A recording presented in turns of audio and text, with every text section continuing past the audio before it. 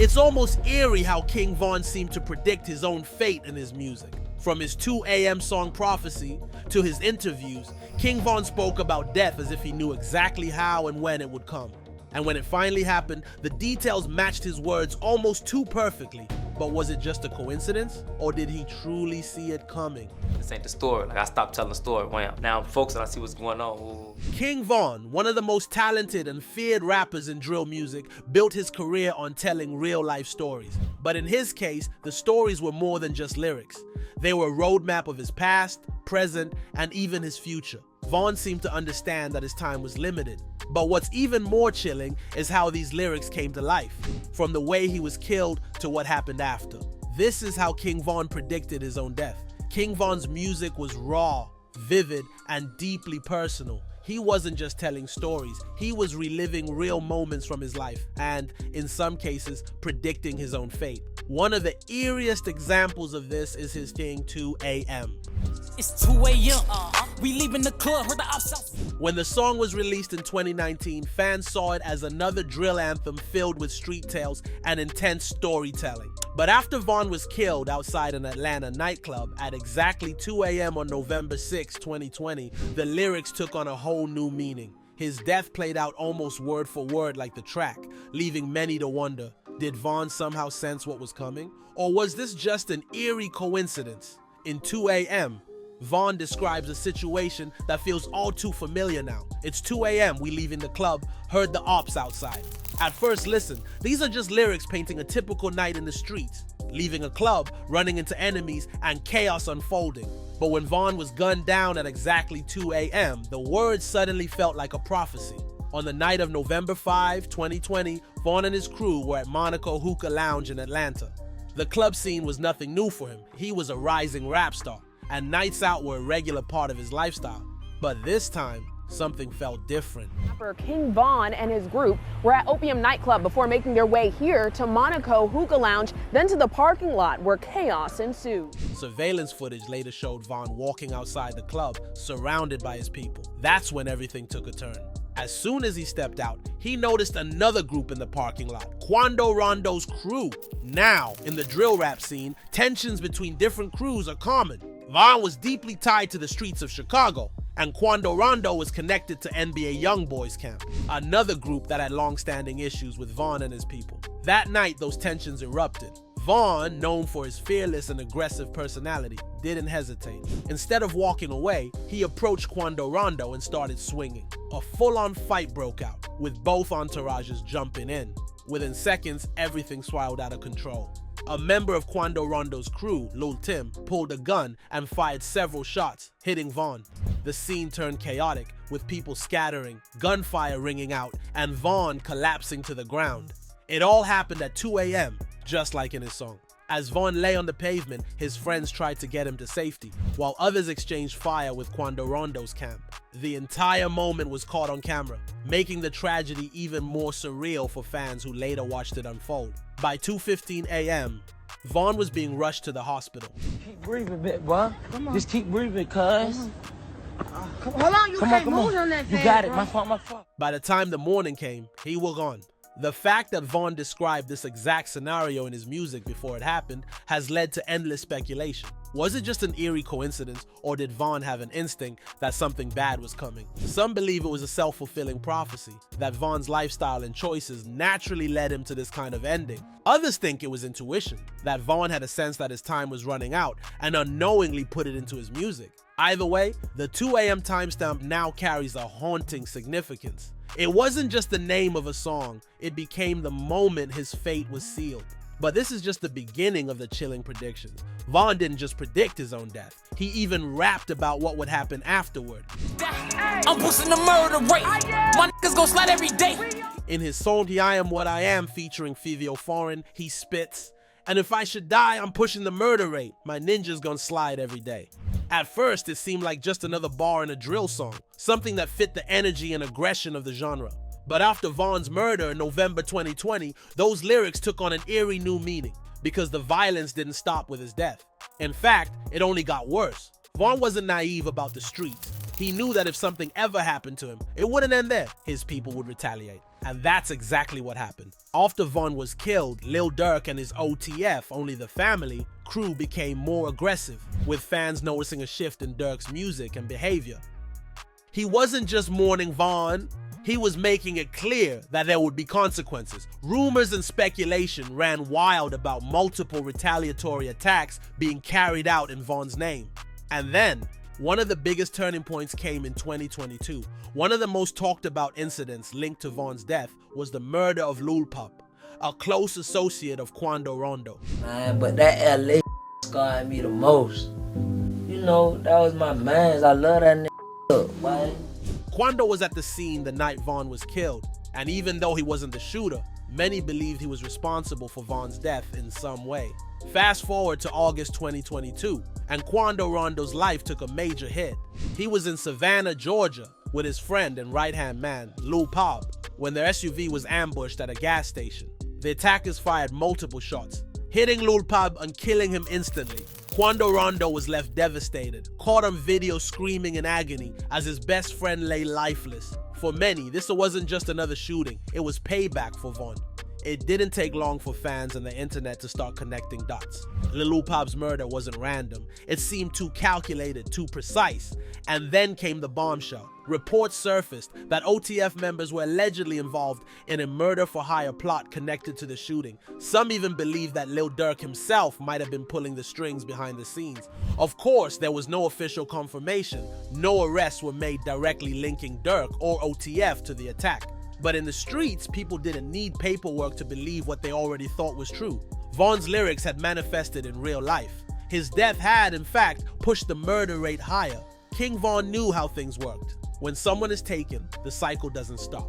It's an endless loop of revenge, grief, and more retaliation. The situation with Von, Lil Durk, and Quando Rondo's crew is just one of many examples of how deep these feuds go.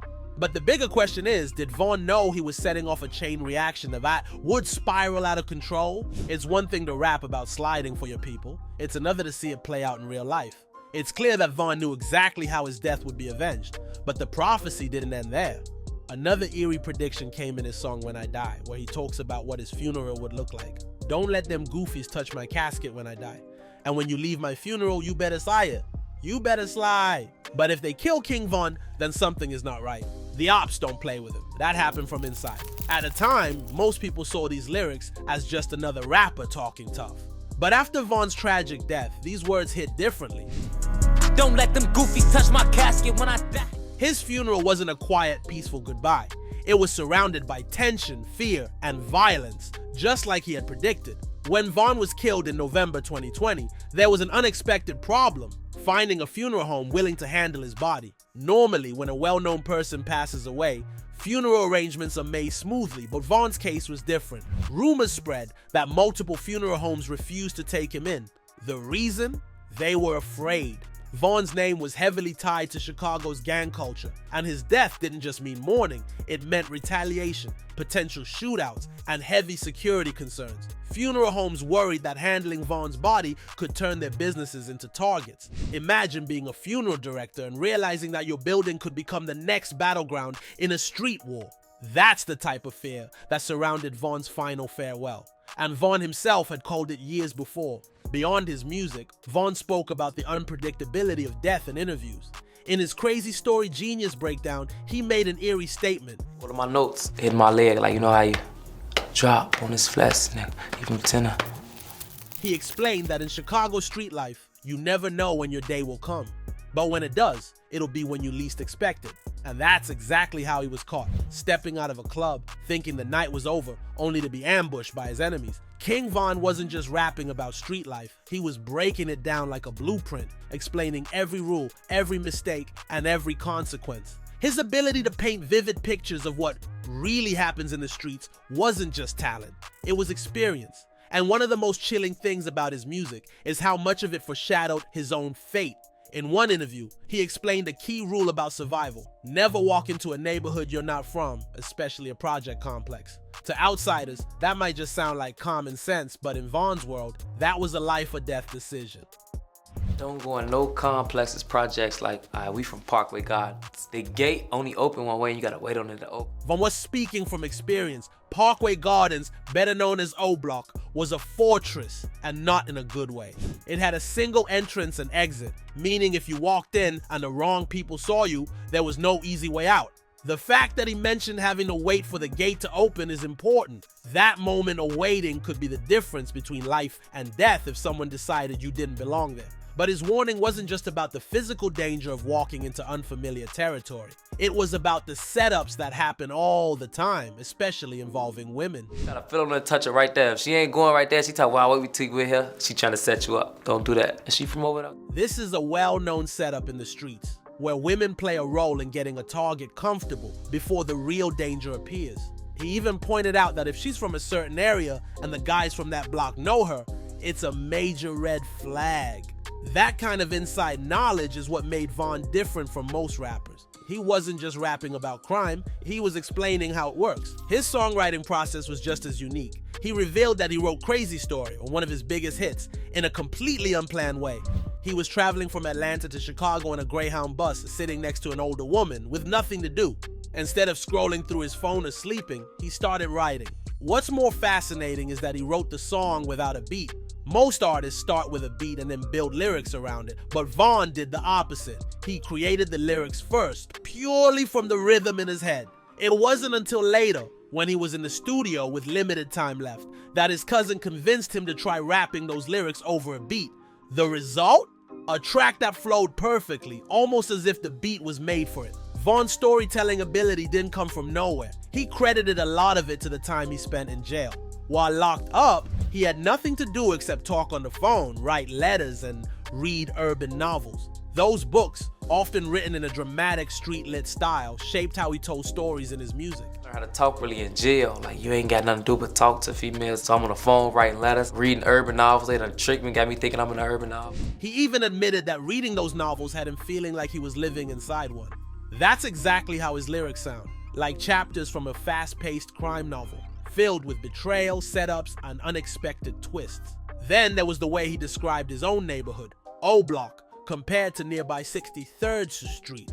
On 64th, 65th, and King Drive.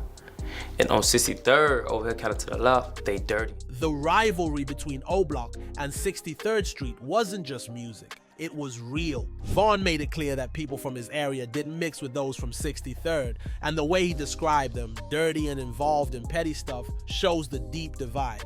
But beyond the disses, it was about territorial loyalty. O Block wasn't just where he was from. It was a part of his identity, and in the streets, that meant everything. One of the most chilling things Von ever said was about how the streets work when you have enemies. For somebody one day, you better look for that every day, because as soon as you stop looking for them, somebody gonna find you. That statement is haunting when you consider how Von died. He had plenty of enemies, and for most of his life, he followed his own rule. He was always prepared. But on the night of November 6, 2020, in Atlanta, he wasn't looking for trouble. He was fighting Quando Rondo in a fistfight, unaware that an armed shooter was nearby. And just like he warned, when he stopped looking for his enemies, they found him. Von had an incredible ability to predict the dangers of street life because he lived it. His music wasn't just entertainment, it was survival advice, a warning to those who might think the streets were just a game. He explained how setups happen, how enemies move, and how even the smartest people can slip up. And in the end, his own words turned into reality. King Von's story is a reminder of the cycle that continues in hip-hop in the streets. And unfortunately, just like he predicted, his death only made his name bigger. Anyway, that's it for this video, folks. Bye!